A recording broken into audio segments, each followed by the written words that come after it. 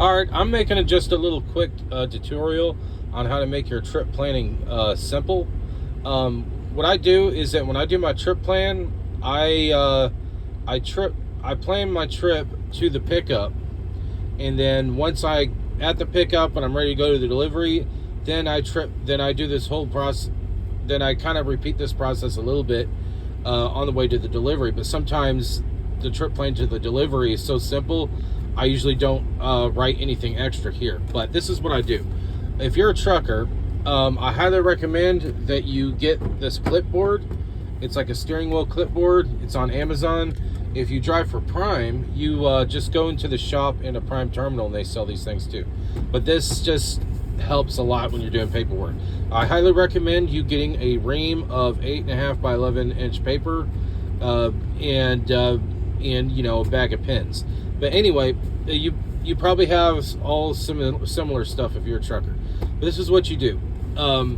When you get out a piece of paper, first thing you do is write down your load number or your trip number or whatever, and then write down the day and the date in which you're actually making this trip plan, even if your trip is going to be the next day. For me, like, I've just started a 10-hour reset and this is all tomorrow, but this is the day that I made the trip plan. It helps, keep my brain from getting discombobulated. But anyway, and sometimes you get day shift type loads where you drive during the day. Sometimes it's at night.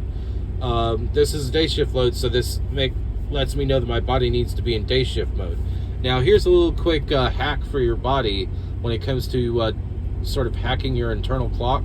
If you're like constantly going from day shift type loads to night shift type loads, get a bottle of melatonin and get the melatonin gummies, because those things are powerful, and just take melatonin 30 minutes before the time that you need to be asleep to start your 7 or 8 hours worth of sleep. And that way, and that will knock you out regardless if you've already been well rested. And that's kept me out of trouble and kept me driving safe for about a year now doing that. But anyway, what you do is that you write down your trip number, covered this. Then what you do is you need to write down pickup appointment, delivery appointment, and then fill out this basic information like today's Wednesday, but my pickup appointment is tomorrow, the 15th, 1300. I always put 12-hour in parentheses if you're not used to military time. I'm not used to military time, so I always put this in parentheses. It's 1 p.m. And then always put in the brackets next to it what time zone the pickup is in, because sometimes the pickup and delivery locations are in different time zones if you're an over-the-road trucker like me. And then next to it, you write down the amount of miles and how much time it takes. Now, this is how much time it takes according to my GPS. But one thing that my trainer taught me back when I was team driving with a trainer is he always taught me that when you calculate how long it takes to get somewhere, divide the amount of miles by 50 miles per hour. And regardless of how fast you're actually going. And that will always give you a rough idea of how long it's going to take somewhere. For example, 100 miles, 100 divided by 50 is 2, so that's probably 2 hours worth of driving. But anyway, that's just basic stuff there. Delivery appointment, same type of information. And then I write down here when my reset is over. My 10-hour reset is over, which would be done by 4:03 a.m. Tomorrow the 15th, and that's when my reset is over. Then I draw a box around this, and I draw a box around this, and draw a box around this. Keep things from getting mixed up, because things will look kind of messy when you fill up a paper. Then you make out your plan to pick up, and I call this sort of thinking in reverse. I have a habit where I always try to show up at a pickup or a delivery an hour early, and the reason I do that is because there's always something that happens along the way. It could be traffic jam, maybe you accidentally make a wrong turn, or there's road construction. There's always something that'll slow you down. So always plan to be anywhere you need to go an hour early. Like here, 1 p.m. So I have it here to where I have be there by 12 noon Eastern Standard Time. So that's my goal, to be there an hour early by 12 noon. So what I do is that means I leave at 11 a.m.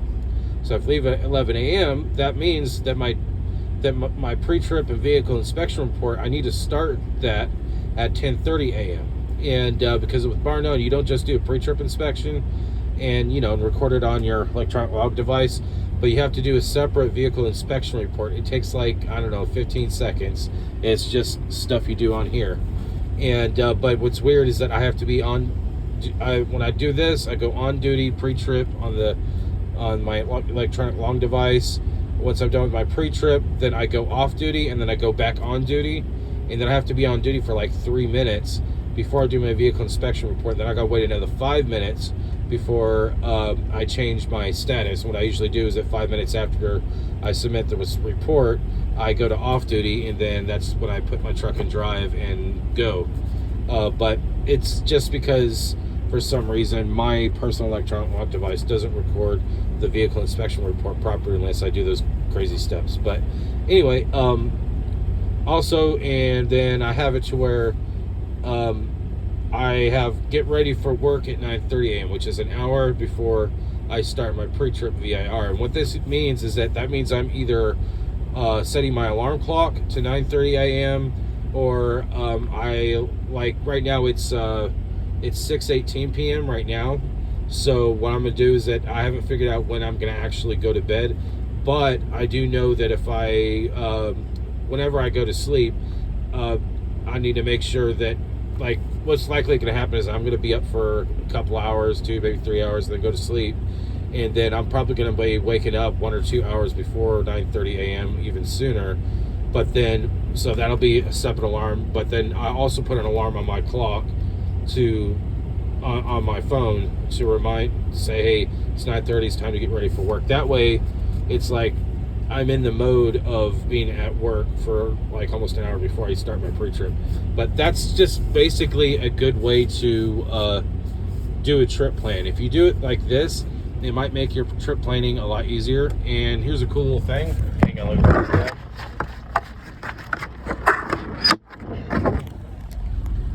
I always put that in the clip, and then I just tuck this right behind my driver's seat, just like this. And good to go. But yeah, but that's another reason why you want that clipboard thingy that hangs on the steering wheel. That makes paperwork so much easier. But I hope this helps someone.